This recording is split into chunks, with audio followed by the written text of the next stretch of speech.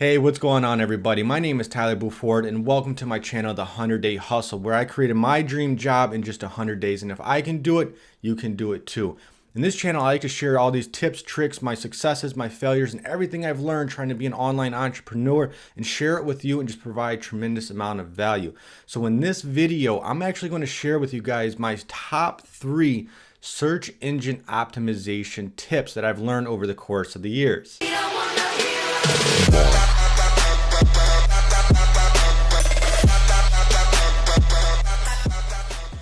So search engine optimization I've known about since I created my first online business, the cleaning company, a local service business back in late 2015, early 2016. I knew the power of it and the importance of it, but I honestly did not implement it like I should until really the past year is when I was able to unlock its full potential, when I went from reselling business to a digital marketing service agency. And I'm gonna give you a little bit of backstory here of why and how I learned the importance of this. I specialize in lead generation, acquiring leads for customers via paid advertisements on Facebook. Now, again, in the back of my mind, I always knew the importance of search engine optimization. I've optimized the cleaning company. I've done reselling. I actually bought and sold used electronics. I optimized that website. And the more I started optimizing these websites, the more free leads I was getting just by people searching for my business in the local market. But I never really doubled down on it like I should have. And it wasn't until customers and clients would reach out to me for me to run their paid advertising on Facebook because they just wanted to run their business. They did not want to deal with that.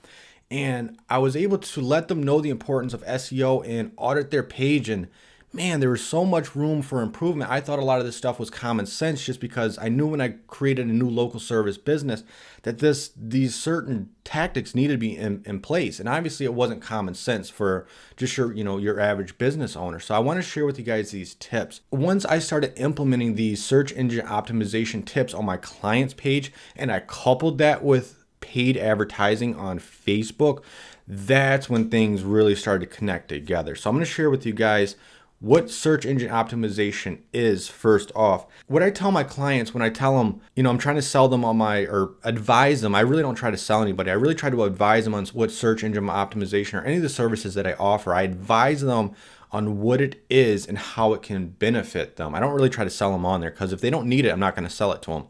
And then what I tell people or clients what search engine optimization is, it's really like, think of it as a library. When you go into a library, you're looking for something. You're going in there for a book, or maybe you're just browsing. But people usually go in there looking for a specific book. The search engine works the same way. When you search something in that engine, it's going to query through millions of searches very quickly and pull up the most relevant information that you're looking for. So that's really the 10,000 foot view on how a search engine operates. Now there's this little thing that I'm sure some of you have heard called crawling. And what crawling is, it's a real thing and exists. The search engines do. They actually crawl out there. They send these robots that crawl websites on the internet and they start sucking up data to learn about the site. From crawling, they'll start to then index the site. So as it crawls, it goes, oh, there's a new website. This website wasn't here. Let's start crawling this website. And then as it goes through it, it starts learning more about the website. Like, okay, what is the content that's on this site? What is this page about? What's this page about? What is, is the About Us page actually about the company? Is the contact page actually about contacting the company? So it'll start to index, and these algorithms that the search engines have will be able to query this. And then when you've all have searched a business or something, and it'll come up the business's name, and then under it might have the About Us, the products page. That's because it's starting to index after it's crawled that page. Now, there are well over 200 signals, as they're called, that these search engines use to query the pages and to ultimately rank them. I'm not going to get into all 200. I mean, there's just so much comes to search engine optimization. Literally, there's over 200 different things you can focus on. But there's really 3 main factors that it comes to, and I'm going to share with them right here.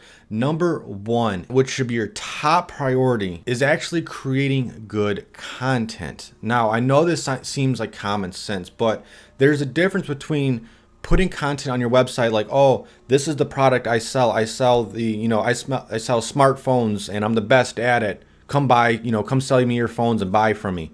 Okay, that's not putting out quality content. Quality content in the same context would be, I buy your used electronics. Here's why you should sell to me. Or let's take it a step further. Here's what you should look for when selling your cell phone. And then you go through all the like everything. So everything, how to contact someone, how to appraise your device properly, how to meet someone safely, how to, make sure you're not going to get burned, how to make sure your information is removed from the device, what to do with your carrier. You're going to produce so much content that when somebody reads your article on your website, they're not going to have any questions, any further questions. They're going to go, oh my God, I know everything I need to do to sell my smartphone and I'm good to go. And then they read it on your site. And if your site specializes in that, hopefully it does, because you want to keep all this information congruent, they'll usually reach out to you. So that's how you want it to be. You want your content to be so thorough, and then go through and poke holes through it, to have somebody else read it, poke holes through it, and then go back and fill it. And you want this to be so thorough and so informative that, like I said, by the time somebody is done reading it, they have no questions. They're now an expert in this. And that is going to make you an authority in the space. And these search engines will be able to optimize your page because there's so many different signals. They can see how long someone's been on the page, the bounce rate, if someone's gone to that page, clicked off, gone to a different page. So if your content is just so good, so thorough, people are going to stay on there. These algorithms know how long someone's been on your website. You're just going to start to rank organically. And that's going to lead me into tip number 2, which is a lot more technical. And that is your metadata. So everything from your page title to your alt text, your images, your links, all that fun stuff. And it's fun if you're into technical, but all that stuff is certainly going to come into it. So if you guys have, when you Googled something, you'll see the business names or the website's name, and there's a little short description. That's the metadata. So if you can add in on the back end the metadata, tell a little bit about what the overall website's going to be. And on each page, if I've got in Chicago, I've got, I'm selling smartphones, you'll put a little bit metadata on there and what that blog post was about, or the About Us page, or so you got that little bit metadata. So it glues it together and pieces it together that it knows, okay, this is this page and then this is what it's about. And you do the same thing for your images.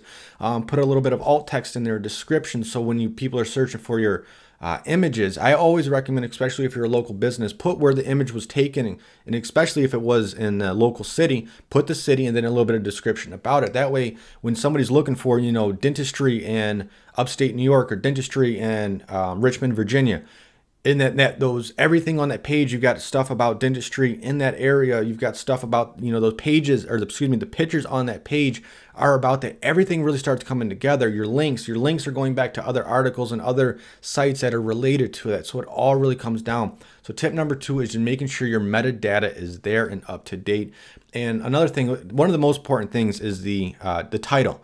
All too often, I'll edit someone's page, and every single page I go to on their website has the same title. Now, that title is going to be what's in the actual tab of your browser, and if you hover above it, it'll drop down. Usually, it's about 60 characters or so. You can go over, but it'll usually cut off at 60 characters. And what you want to do is your homepage, you'll have we're the #1 cleaning company, and you insert your city. And then when you're going to learning about it, you could put something like your city's name in that title, and then how to clean your bathroom, or top 10 tricks to get a shiny kitchen counter, whatever the case may be. But you want, all too often, I'll go through and I'll see that title tag will be congruent, or you'll be uniform throughout the whole entire website. And that's not anything you want to do.